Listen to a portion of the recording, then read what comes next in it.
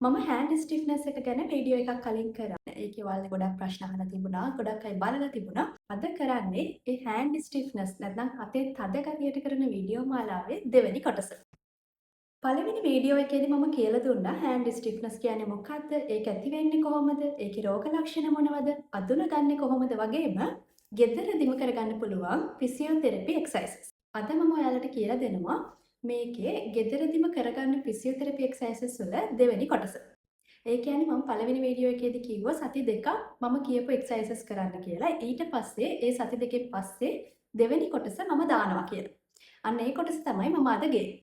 Hand ස්ටිෆ්නස් එක ගැන වැඩිදුර අවබෝධයක් ගන්න මම හිතනවා ඔයා මේක පළවෙනියට බලන කෙනෙක් නම් පළවෙනි වීඩියෝ එක බලලා ආව නම් ගොඩක් හොඳයි. මොකද එතකොට ඔයාට දල අයිඩියා එකක් තියෙනවා මොකක්ද හෑන්ඩ් ස්ටිෆ්නස් කියන්නේ කියලා. මම පළවෙනි වීඩියෝ එකේදී කරපු ව්‍යායාම ටික හරියටම කරා නම් මේ වෙද්දී ඔයාගේ අතේ තද ගතිය යම් තාක් දුරකට අඩු වෙලා තියෙන්න ඕනේ. ඒ කියන්නේ රේන්ජ් එක නවන්න පුළුවන් ප්‍රමාණය, දිගාරින්න පුළුවන් ප්‍රමාණය ටිකක් වැඩි වෙලා තියෙන්න ඕනේ. මේ ව්‍යායාම කරද්දී 100% රිසල්ට් එක අපිට දවසෙන් දෙකකින් ගන්න බෑ. ටික දවසක් කරන්න ඕනේ. ඒ කියන විදියටම කරොත් ඔයාට පුළුවන් මේක රිසල්ට් එක බලන්න. ඒ වගේම විශේෂයෙන්ම කියන්න ඕනේ මේ අතේ තද ගතිය ගොඩක් වැඩි නම් ඒ කියන්නේ වේදනාව ගොඩක් තියෙනවා නම් ඉදිමිලා නම් රතු වෙලා නම් මේක අනිවාර්යයෙන්ම වෛද්‍ය ප්‍රතිකාරවලට යොමු වෙන්න ඕනේ. මොකද මේක ආතරයිටිස් නිසා ඇති වෙන තත්ත්වයක් වෙන්න පුළුවන්. වෛද්‍ය ප්‍රතිකාරවලදී මේ ආසාදනමය තත්ත්වය පාලනය කරලා ෆිසියෝതെරපිස්ට් කෙනෙක් ගාවට යොමු කරනවා. ඔතෙරපිස්ට් කෙනෙක් ගාවට ගියොත් මේ හෑන්ඩ් ස්ටිෆ්නස් එක ඇති වෙන්න හේතුව හොඳට ඇසෙස් කරලා බලලා ඔයාටම හරියන ඉන්ඩිවිජුවල් ට්‍රීට්මන්ට් ප්ලෑන් එකක් ලබා දෙනවා.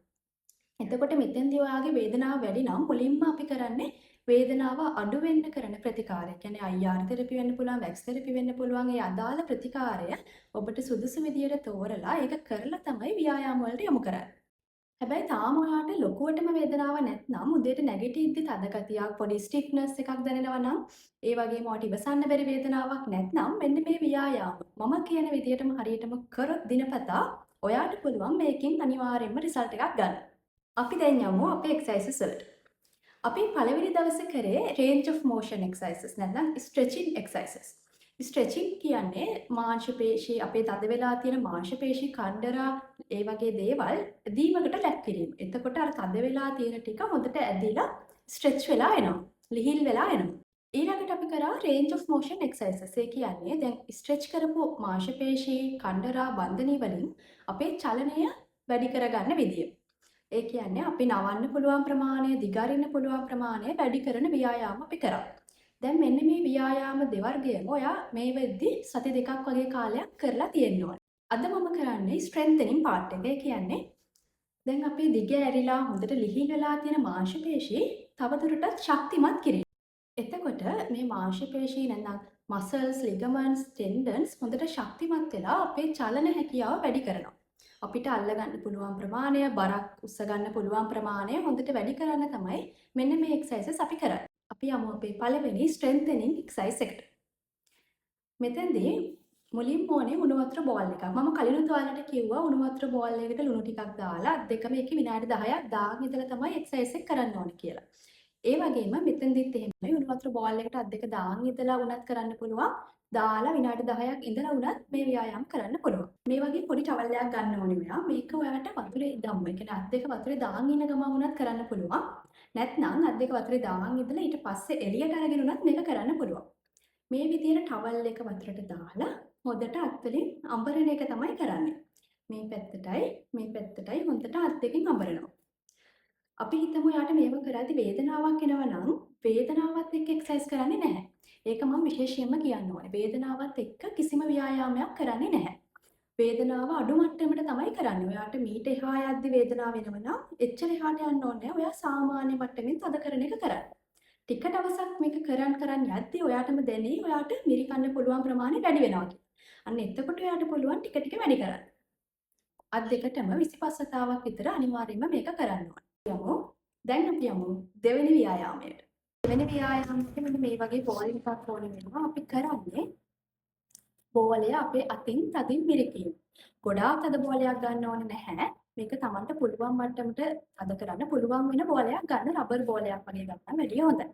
මේක අපි අතින් තද කරනවා එක අතකට 25 වතාවක් කරන්න ඕනේ. ඊට පස්සේ අපි අනිත් අතටත් ඒක මාරු කරන්න ඕනේ. මේක දවසට 3 වතාවක් නෙමෙයි 4-5 වතාවක් වුණත් කරාට කමක් නැහැ. නිකන් අතේ තියාගෙන බෝලේ මිරිකන්නයි තියෙන්නේ.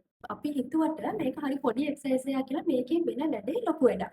මොකද මේ අපේ අතේ ඇතුල් පැත්තේ තියෙන මාංශ පේශි ඔක්කොම මේ මගින් හොද්දට ස්ට්‍රෙන්ත් වෙනවා. හොද්දට ශක්තිමත් වෙනවා. ඊළඟට අපි යමු අපේ තුන්වෙනි ව්‍යායාමයට. අපේ තුන්වෙනි ව්‍යායාමයට මෙන්න මේ වගේ හරිම පුංචි දෙයක් තමයි උනේ රබර් බෑන්ඩ් එකක්. රබර් බෑන්ඩ් එකෙන් අපි කොහොමද මේක ස්ට්‍රෙන්ත් කරගන්නේ? අපි මෙන්න මෙහෙම රබර් බෑන්ඩ් එක අතට දාලා රබර් බෑන්ඩ් එකේ ප්‍රතිරෝධයට විරුද්ධව අපි අත දිගාරින එක තමයි කරන්නේ. මේ විදිහට හොඳට අත දිගාරිනවා.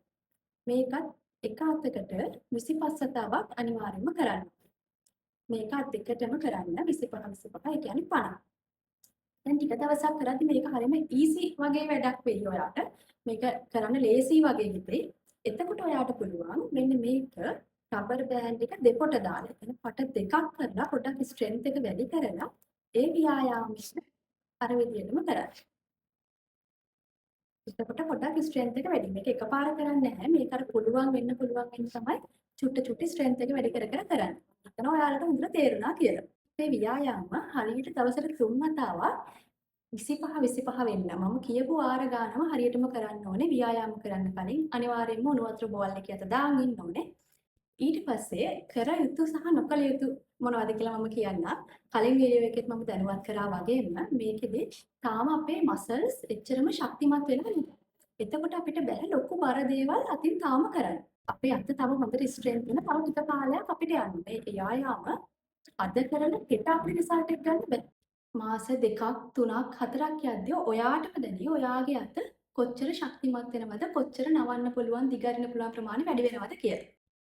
හරි අපි කළ යුතු දේවල් තමයි අර මම කලින් කිව්ව ටික ව්‍යායාම කරන විදිය.